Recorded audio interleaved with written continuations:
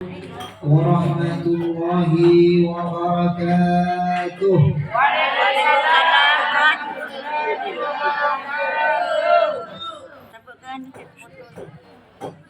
Bismillahirrahmanirrahim. Alhamdulillahilladzi tala'al badru 'alaina min saniyatil wada' wajib syukru 'alaina ma da'a lillahi da'. Asyhadu an la ilaha illallah wahdahu la syarika lah wa asyhadu anna sayyidana Muhammadan 'abduhu wa rasuluh. Allahumma shalli ala sayyidina Muhammad wa ala alihi wa sahbihi ajma'in.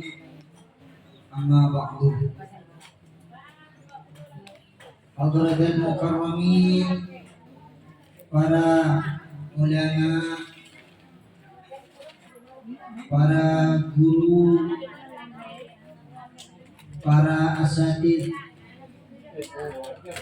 wa khusus bidikri guru kami Al-Ustaz Muhammad Romli SPDI serta seluruh jajaran keluarganya yang kami hormati, Ustaz Syarif, Ustaz Ahmad Khairi, dan seluruh para jamaah yang hadir pada sore hari ini, terkhusus kepada sahibul hajah Bapak Mahrum beserta keluarga dan Bapak Nurdin.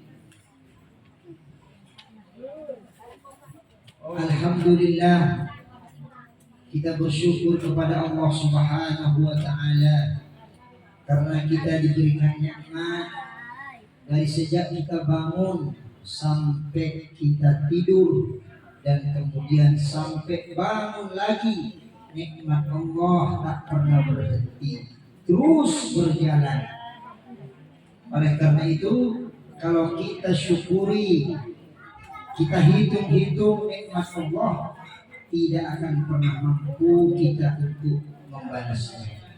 Itulah maksudnya, wa in ta'uddu ni'matallah la tuhsuha. Kalau kamu hitung-hitung nikmat Allah Subhanahu wa taala, maka kamu tidak akan pernah mampu untuk menghitungnya. Sebelum dimulai apa yang akan saya sampaikan, terlebih dahulu kami mendoakan mudah-mudahan dengan barokahnya pengajian pada siang hari ini, kita semua oleh Allah Subhanahu wa taala hidup dalam keadaan Islam dan mati pun dalam keadaan Islam. Mudah-mudahan yang sedang sakit diangkat penyakitnya, yang sedang bingung oleh Allah diberikan solusi, dan mudah-mudahan kita semua menjadi orang yang beruntung dari dunia sampai ke akhirat. Hadirin yang dirahmati Allah Subhanahu wa taala, ketika kita atau keluarga kita mengalami atau terjadi kelahiran, maka kita semua akan senang atas kelahiran tersebut, karena orang yang kita harapkan itu keluar ke muka bumi ini. Padahal belum jelas nasib anak tersebut. Bisa jadi dia orangnya tidak bermanfaat bagi kita. Bisa jadi hanya membawa petaka bagi orang tuanya. Tetapi tetap saja kita senang karena adanya kelahiran. Namun kehadiran baginda Rasulullah Sallallahu Alaihi Wasallam wujud di permukaan bumi ini sangat-sangat memberikan manfaat dan barokah kepada kita semua. Bukan saja kepada manusia, akan tetapi kepada seluruh makhluk Allah Subhanahu wa taala. Wa ma arsalnaka illa rahmatan lil alamin. Tidaklah aku utus engkau Muhammad kecuali menjadi rahmat bagi semesta alam.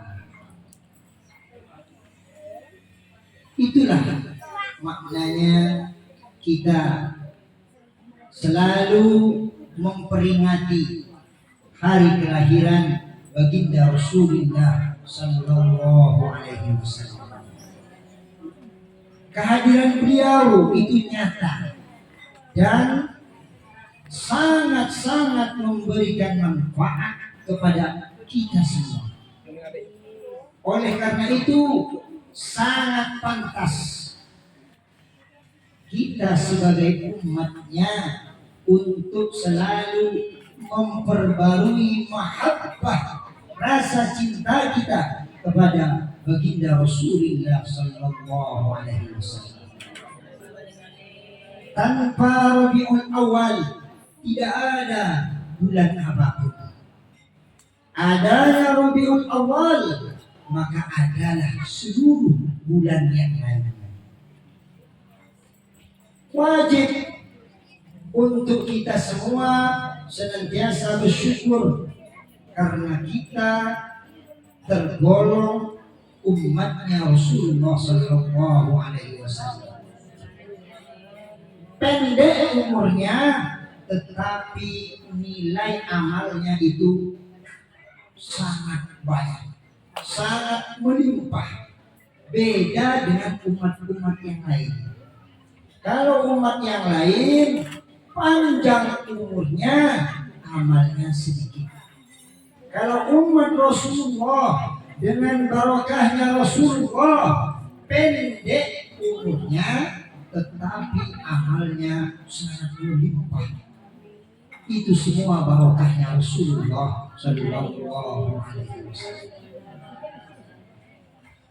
Hadirin yang dirahmati Allah Subhanahu Wa Taala. Setiap tahun kita selalu melihat di masyarakat ada istilah maulid, Maulidul Rasul, atau peringatan hari kelahiran baginda Rasulullah Sallallahu Alaihi Wasallam. Hal itu harus kita lestarikan, harus kita jaga, harus kita syukurkan. Kenapa?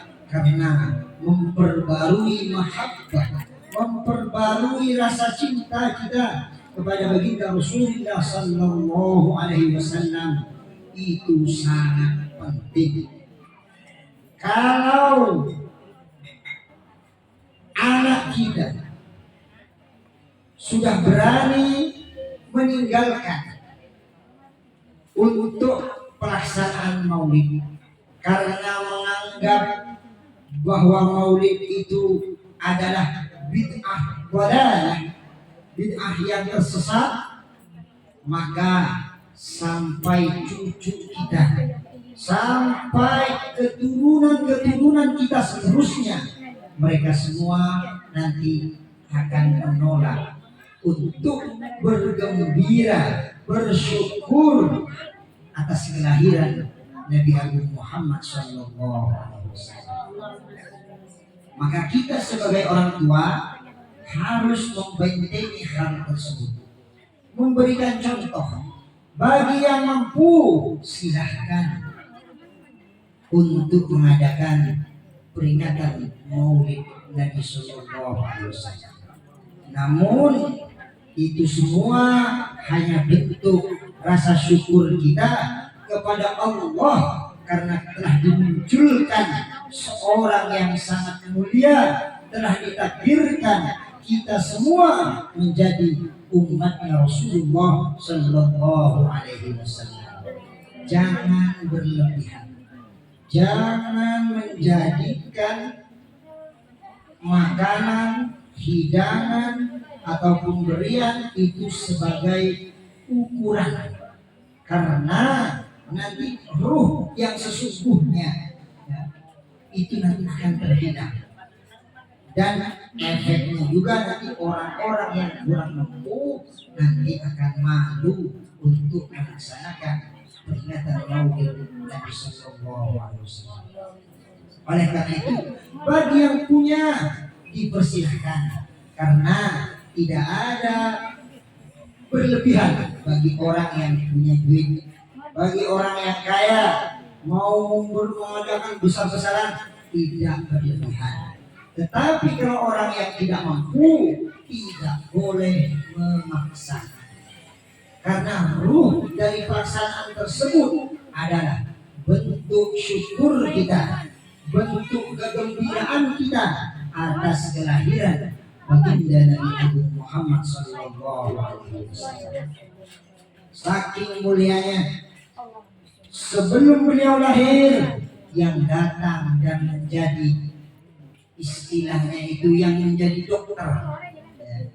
Kalau ibu-ibu mau melahirkan, kira-kira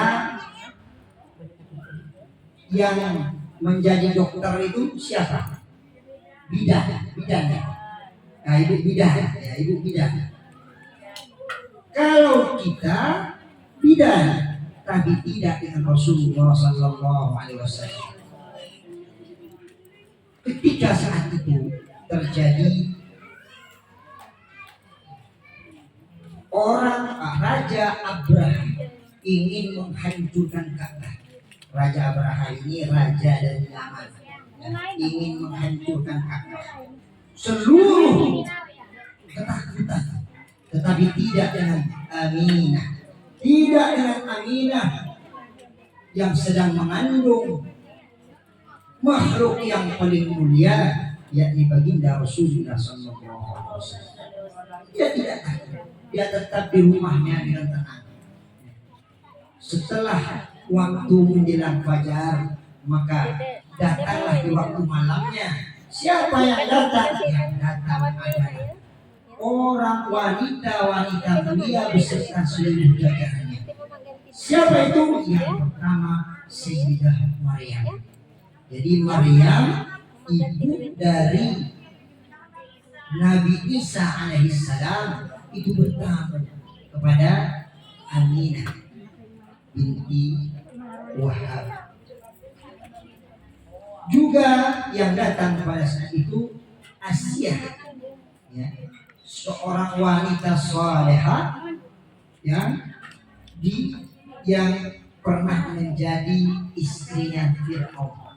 Bayangkan, istri Fir'aun makan dari barang yang haram, dia berkumpul dengan orang yang paling zalim, tapi kalau kokoh keimanannya diibaratkan ikan, dia tetap mampu bertahan karena ikannya itu hidup. Sama dengan iman, ketika keimanan kita hidup, dengan siapapun kita kumpul, iman kita tidak akan bertukar, iman kita tidak akan rusak, karena Allah yang menjadi pembelanya. Ketika beliau lahir, api yang 1000 tahun tidak pernah mati, tidak pernah padam, menjadi padam. Patung yang tegak berdiri menjadi tumbang. Kolam-kolam yang kering menjadi dialiri oleh air. Pohon-pohon yang mati, itu semua menjadi subur kembali. Maka tradisi sampai saat ini diadakan buah-buahan. Itu melambangkan, ya, itu mengambil kisah, mengambil manfaat dari kisah kelahiran baginda Rasulullah Sallallahu Alaihi Wasallam.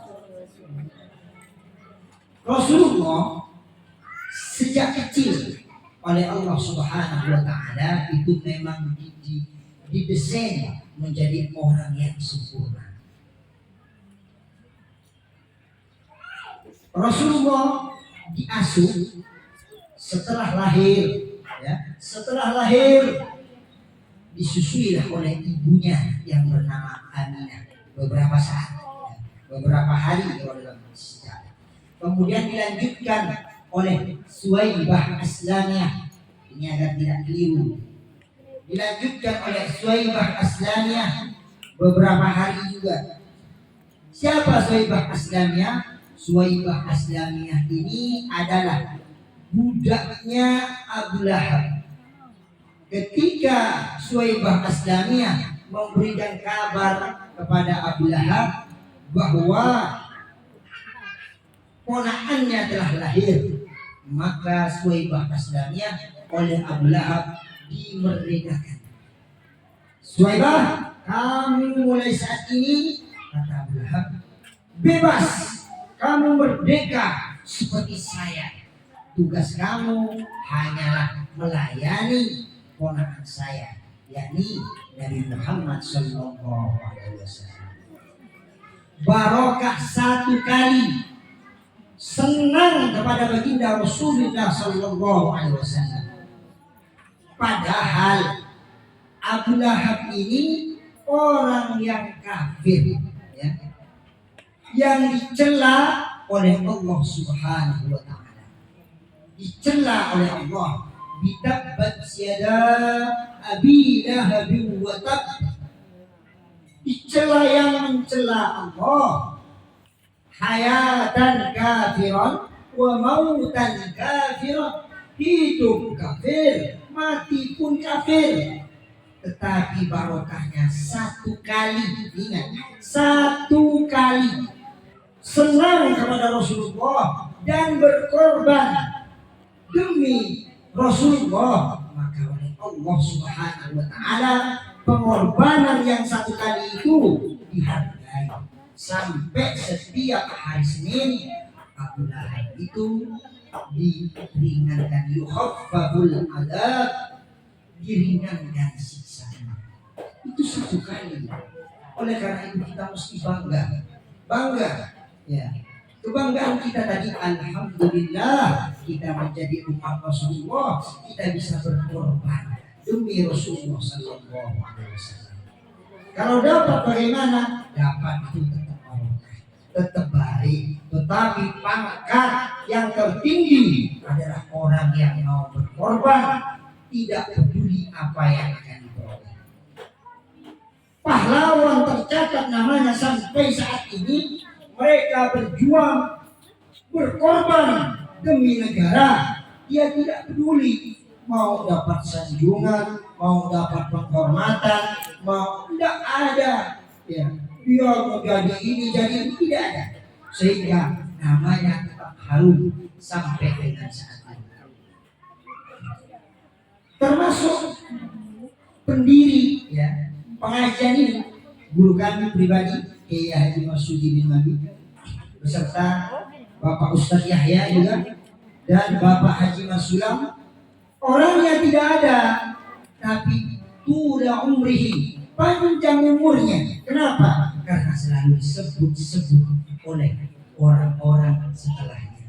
Itu namanya panjang umur. Orangnya tidak ada, tetapi namanya selalu ada di hati.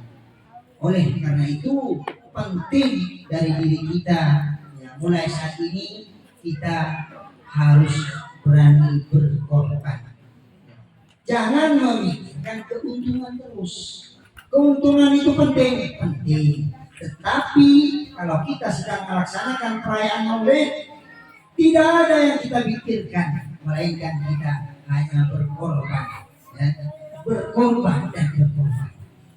untuk membuktikan rasa cinta kita kepada baginda Rasulullah Sallallahu Alaihi Wasallam. Kemudian dibawalah diasuh oleh Halimah. Panjang kalau cerita Halimah Sa'diyah, saya tidak ceritakan panjang aja. Saya nggak baca juga.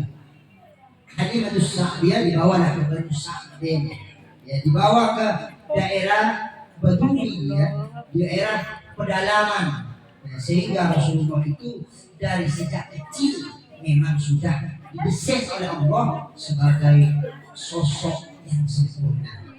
Kalau ibu-ibu mendengarkan bahwa Rasulullah itu mengembala kambing, bukan mengembala kambing, tetapi saking mulianya Rasulullah, dia membantu menggembala kambing.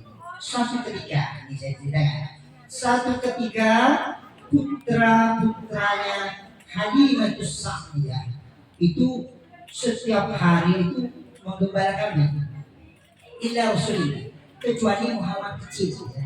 Muhammad kecil maksudnya Rasulullah, ya. Itu ketika dia bersama Halimah, ya, dia tidak ikut mengembala, dia tidak ikut gembala. Suatu ketika Rasulullah agak ngerti, ya, agak mengerti, dalam riwayat itu sekitar 4 tahunan, 3 sampai 4 tahun. Itu beliau nanya, ya Umamah, ya wahai ibu, mana saudara-saudaraku ini? Kok tidak ada? Kata Rasulullah. Kok setiap pagi sampai sore tidak ada saudara-saudaraku? Ini ketika itu Sayyidah Fatimah menjawab, wahai anakku sayang, ya, ini dirawat oleh orang. Jadi tradisi orang Arab dulu membiasakan putra-putranya itu dirawat oleh orang pedesaan agar dia tumbuh, dan ketika dia nanti menjadi orang besar, dia tidak menjadi orang yang angkuh dan sombong. Itu kebiasaan orang Arab, ya, tradisi orang Arab. Jadi dijawab oleh Halimah, wahai anakku, saudara-saudaramu saat ini sedang menggembala kambing, ya, dan kambing-kambing tersebut menjadi gemuk karena barokah engkau. Ini sudah menunjukkan betapa mulianya akhlak Halimah Sa'diyah, ya. Kambing-kambing itu menjadi sehat, subur, banyak susunya karena berkah engkau, wahai Muhammad. Ya, dia datang belum Nabi, ya, belum Rasul, masih kecil, kan. Kata Rasulullah, ya Umamah, wahai ibuku, ya, la ansab baini wa baina ikhwati, ya, wa baina akhawati. Wahai ibu, saya ini sungguh tidak adil, ya, di antara saya dan keluarga-keluarga saya. Saya makan, maksudnya Rasulullah hidup makan, tapi tidak merasakan panasnya matahari karena tidak boleh ikut mengembala kambing. Tetapi saudara-saudara rogoknya itu mengembala kambing. Ya, singkat cerita akhirnya pamit kepada Halimah, pergilah dia ikut mengembala kambing. Kata Halimah, saya tidak mengizinkan engkau ikut mengembala kambing karena kamu ini terlalu sempurna. Rasulullah itu terlalu sempurna, maka nanti orang yang melihat kamu pasti berkeinginan untuk membawa kamu lagi, bawa kamu. Jadi khawatir, takut diambil lah sama orang ini, diculik lah bahasanya. Ya, kalau anak kita tidak dibiarkan, ya, orang nengoknya tidak terlalu semangat. Ya, tapi beda dengan Rasulullah. Jadi kalau Rasulullah ini memang tidak pernah dilepas oleh Halimah karena saking sempurnanya. Kalau orang melihat ini berkeinginan untuk bawa dia lagi, ya, itu Halimah, ya. Apa yang kita ambil sejak kecil Rasulullah, betapa mulianya akhlak Rasulullah Sallallahu Alaihi Wasallam. Dia tidak mau dia hanya senang sendiri, kemudian dia harus saudara-saudaranya harus memasak untuk merawat kambing. Lah seperti itu betapa mulianya sifat Rasulullah Sallallahu Alaihi Wasallam. Ya. Di antara, ya, sifat mulia Rasulullah. Itu saya putuslah ceritanya panjang.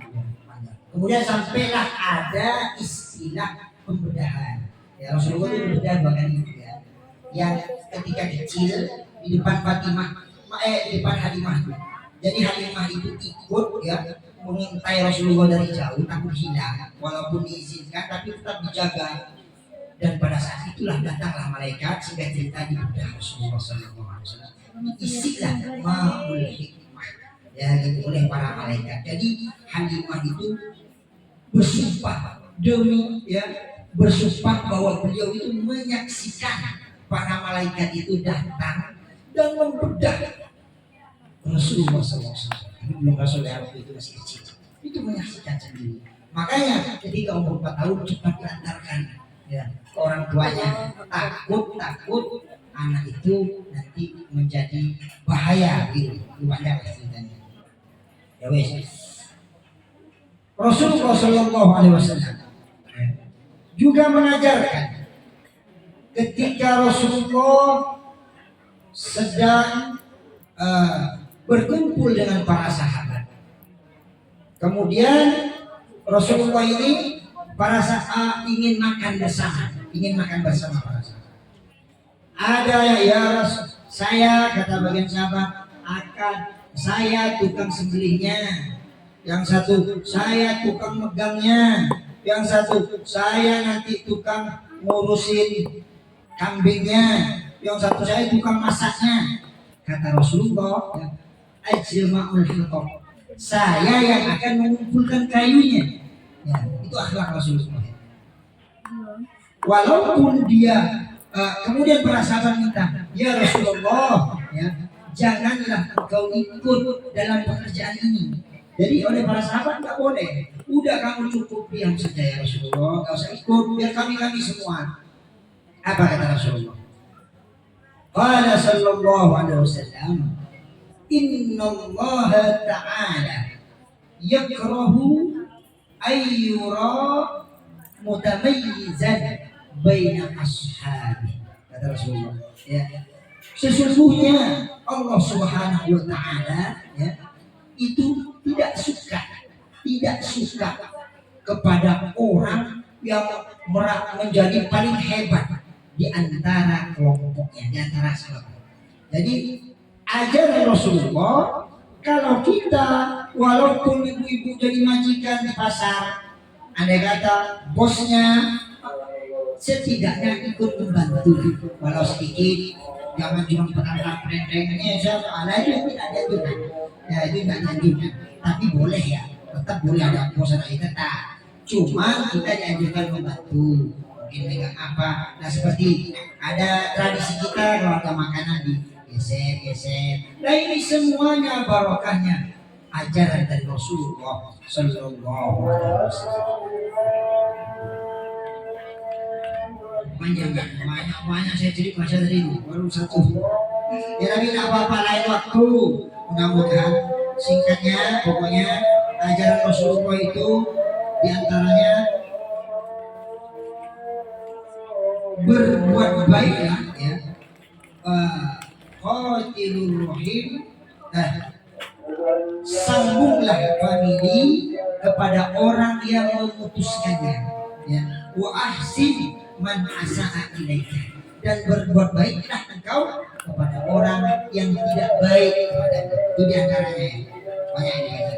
Jadi kita walaupun orang tidak suka kepada kita, ingin selalu memutuskan silaturahim, kita tetap menyambung silaturahim. Walaupun orang itu pelitnya 7 keturunan, kita tetap berbuat baik. Kenapa? Karena orang yang demikian itu adalah golongan orang-orang yang istimewa. Ya, istimewa. Ya. Kalau orang baik dibalas baik, itu khair. Ya, itu baik. Tetapi kalau orang jahat dibalas kebaikan, itu ahsan. Ya, sangat baik. Ya, luar biasa. Dan karena itu ya mudah-mudahan dengan sedikit ini kita semua oleh Allah Subhanahu wa Ta'ala selalu menjaga ya, Jangan sampai kita terpengaruh kepada orang-orang yang mengatakan ini bid'ah, ini bid'ah, ini bid'ah. Sunnah itu ada tiga, ingat, sunnah qauliyah, sunnah fi'liyah, sunnah takririyah. Takrir sunnah qauliyah itu yang diucapkan Rasulullah. Sunnah fi'liyah itu yang dilakukan Rasulullah. Sunnah takririyah itu yang disetujui oleh Rasulullah. Disetujui itu menjadi sunnah. Dulu ada sahabat muji Rasulullah, ya, engkau sangat luar biasa, engkau sangat sempurna, engkau pokoknya pujian luar biasa dari sahabat oleh Rasulullah. Kata bersama Rasulullah Sallallahu Alaihi Wasallam. Rasulullah senyum, kemudian dikasih hadiah berupa burdah atau selimut. Berarti orang memuji Rasulullah itu bukan bid'ah, tetapi sunnah, tapi namanya sunnah takririyah. Jadi sunnah itu ada tiga. Nah, itu juga kita kasih penjelasan. Apa? Tapi sekali lagi, mudah-mudahan kita semua sampai anak keturunan kita senantiasa tetap berada pada agama yang benar, yakni agama Islam, kemudian ala ahlus sunnah wal jamaah. Sekian yang kami sampaikan. Mohon maaf atas segala kekhilafan. Akhiran, assalamualaikum warahmatullahi wabarakatuh.